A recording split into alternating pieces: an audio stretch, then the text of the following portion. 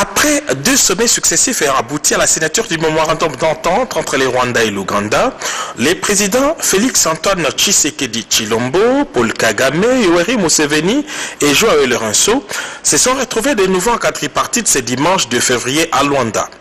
Cette fois, les 4 chefs d'État ont fait l'évaluation de la situation politique, diplomatique, économique et culturelle entre les 4 pays d'une part et entre les Rwanda et l'Ouganda d'autre part. S'agissant du différend entre les Rwanda et l'Ouganda, les présidents Paul Kagame et Yoweri Museveni ont salué les efforts entrepris par leurs homologues dans leur quête d'une solution pacifique dans l'esprit panafricaniste et de l'intégration régionale. Tout en privilégiant les dialogues, les sommets de Luanda a pris une série de décisions en vue d'une décrispation plus significative entre les 2 pays.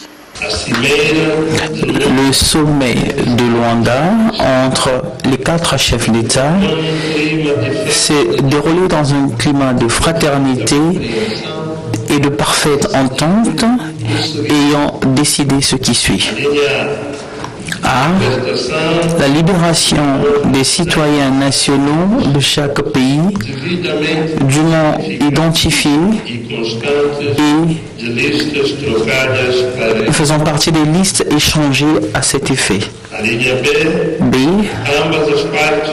Les 2 parties doivent s'abstenir de tout facteur qui puisse susciter de la persécution, de l'appui, du financement et de l'entraînement, ainsi que l'infiltration des forces déstabilisatrices dans le territoire de leurs voisins. C. Les 2 parties doivent continuer à protéger et respecter les droits de l'homme ainsi que des citoyens.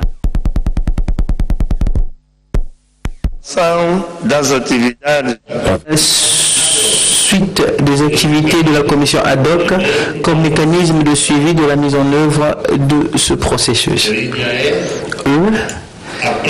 Le prochain sommet quadripartite aura lieu dans la ville de Gatuna, Bar Katuna, dans la frontière entre le Rwanda et l'Ouganda, le 21 février prochain.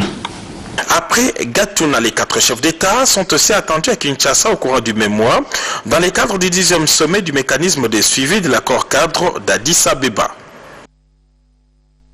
C'est aux petites heures du matin de ce dimanche 2 février 2020 que le Premier ministre congolais est arrivé à Cape Town en Afrique du Sud. Le chef du gouvernement congolais va prendre part du 3 au 6 février à la conférence minière Indaba 2020 au Cape Town International Conference Center. À son arrivée, le chef du gouvernement congolais Ilunga Ilunkamba a été accueilli par l'ambassadeur congolais en Afrique du Sud Ben Poko. On note dans la suite du chef du gouvernement la présence du ministre des Mines Willy Kitobo Samsoni ainsi que du directeur général de la Gécamine Jacques Kaminga. Indaba Mining est une conférence minière, une rencontre annuelle avec pour but de promouvoir l'investissement dans le secteur minier africain. Depuis plus de 25 ans, Indaba Mining se dédie à la capitalisation et au développement des intérêts miniers en Afrique. Le cabinet du ministère de portefeuille Baker Kabasele s'est entretenu ce vendredi 31 janvier 2020 avec une délégation de Petroland Limited. Conduit par M. René Kessel, cette équipe composée de plusieurs ingénieurs congolais est venue solliciter auprès du ministère du portefeuille la relance de la cimenterie nationale, SINAT en sigle. We have Petroland International Group.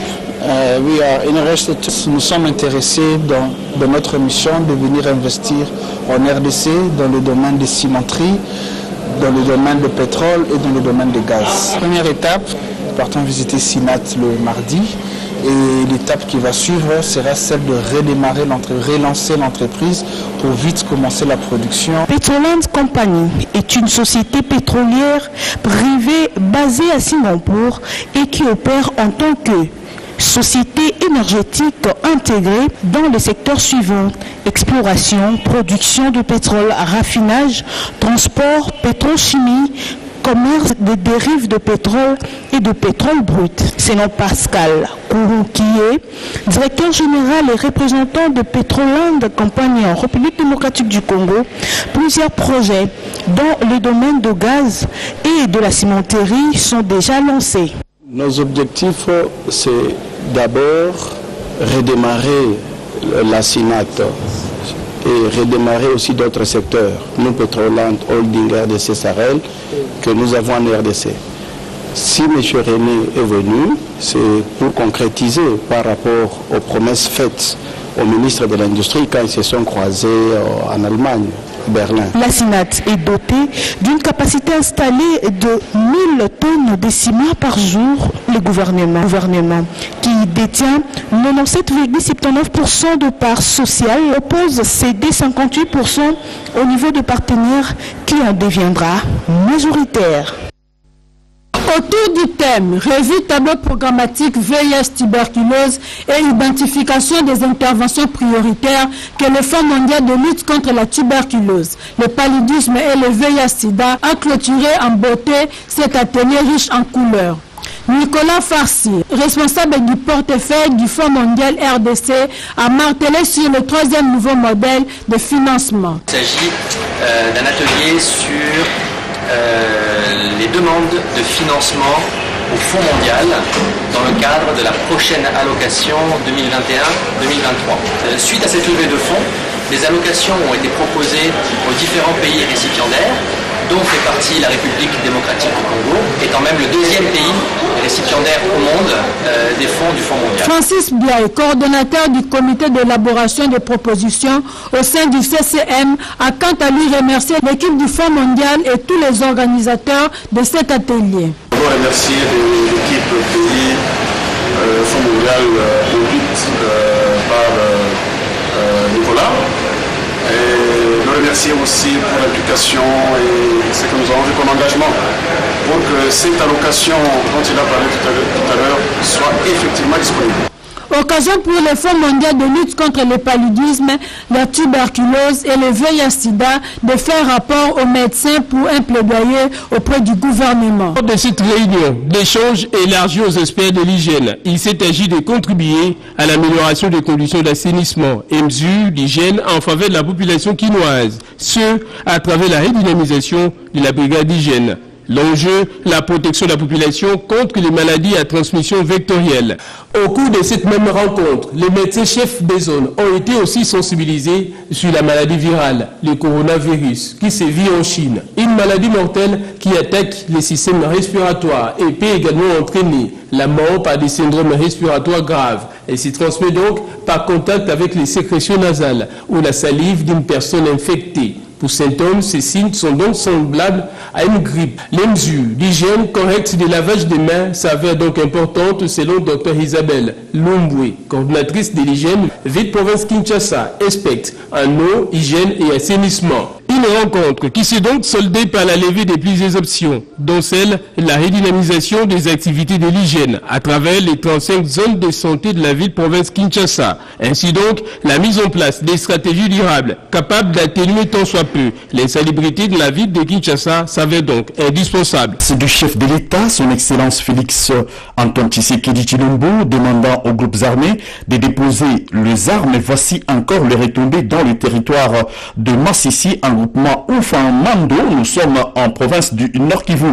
Et notre seigneur des guerres vient de répondre à l'appel du chef de l'État et s'est rendu à l'armée loyaliste avec 290 combattants Maïmaï dans la cité des Saké, dans le territoire de Massissi, le dimanche 2 février 2020. Le chef rebelle général autoproclamé, Biliko Liko Mingenya, du groupe armé Maïmaï Union des patriotes pour la défense du Congo, UPDC en sigle. Nous avons suivi le message du président de la République démocratique du Congo quand il nous a dit de quitter la vie rebelle, a bien déclaré le chef rebelle général autoproclamé Biliko Liko Mingenya. Ils ont déposé plus de 50 armes et munitions de guerre de plusieurs types, dont les roquettes et autres armes capables d'abattre les hélicoptères.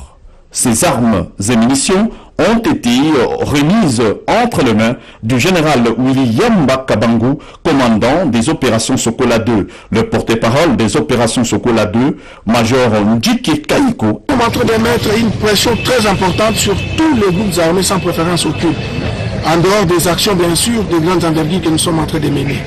C'est plutôt cette pression, n'est-ce pas, qui a permis à ce qu'aujourd'hui le général autoproclamé Birikorico et son adjoint, le général Machano, puissent se remettre entre les mains des forces armées de la République démocratique du Congo, avec au moins 299 personnes, sans oublier bien sûr 150 ou 180 qui sont encore en route, qui vont nous rejoindre certainement ici à Goma, mais aussi vous voyez les armes.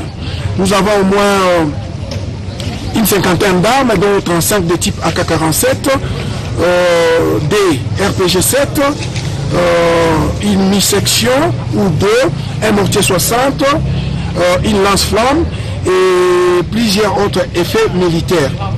Une particularité peut-être pour ces groupes armés, pourquoi est-ce que nous avons fait une très grande pression sur ces groupes armés, c'est parce que c'est l'un des rares groupes armés qui détenait des armes qui pouvaient abattre même un hélicoptère.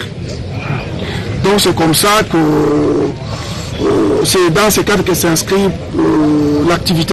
Érosif sur l'avenue Monseigneur Kongolo devant le lycée Mère Ossia se poursuivre sans désemparer. La gouverneure de province intérimaire, Jeannette Longa Moussamba, a fait ce samedi 1er février une descente sur les lieux accompagnée du ministre provincial des ITPR, ingénieur Joachim Kalonji Chibumbu. À son arrivée, Jeannette Longa Moussamba a été accueillie par la bourgmestre de la commune de Bipemba, Brigitte Kanzéou. Peu après, l'autorité provinciale intérimaire a eu à suivre des explications de la part des responsables de l'Office de voirie et drainage OVD en rapport avec les travaux de construction des collecteurs des eaux avant d'entamer le remblayage proprement dit de ce ravin qui progressait rapidement vers le rond-point Petrombu. À la fin de cette visite d'inspection sur ces chantiers de l'avenue Monseigneur Kongolo, Jeannette Longa Moussamba a rassuré que ces travaux iront jusqu'au bout pour permettre à la population de bien circuler. Je suis venu me rendre compte moi-même de l'avancement des travaux. OVD est en train de travailler avec le peu de moyens de la province. On a commencé et ça va. J'en suis fier. On va continuer, on ne va plus arrêter avec eux. Puisqu'on a commencé, on ne va pas s'arrêter en cours de route. On doit aller jusqu'au bout. La route, on va la récupérer, ça sera praticable. Précisons que ces travaux sont exécutés par l'OVD sur financement du gouvernement provincial. 24 janvier 2020, voici un an depuis l'accession de Félix Antoine Tshisekedi Tshilombo à la tête du pays. À Kikwit, cette journée n'est pas restée inaperçue par les amis de la jeunesse Cash Grand Bandundu et la grande famille Cash qui ont organisé d'abord un culte d'action de grâce à la paroisse Sebi où le représentant légal de cette communauté, Eli Kalala, l'orateur du jour dans sa prédication a invité les politiques à la justice car c'est Dieu qui a permis cette alternance en RDC. Organisé par le jeune Cash Grand Bandundu, le docteur Junior Katembo, président de ces structures, a retracé le bilan du chef de l'État Félix Antoine Tshisekedi sur le triangle de vie. En politique, la libération des manifestations politiques, le retour des exilés politiques, la libération des prisonniers et la prise de la coopération avec les partenaires traditionnels et de la sous-région sur le plan économique. Pour la toute première fois, la RDC atteint le cap de 1 milliard de dollars américains dans le social, dans la gratuité de l'enseignement primaire, la mécanisation des NP et la réhabilitation des boulevards nationaux dans la ville de Kikwit. Ils étaient réunis dans la salle de réunion de l'hôtel Marinelle où les structures politiques et associations ont eu part. Nous citons IDPS, INC, le PA, RDT, Asofati, la JICO, la Dynamique Kabound et tant d'autres. Ces derniers restent fidèles à leur leader appelé affectueusement Fatih Béton, le peuple d'abord.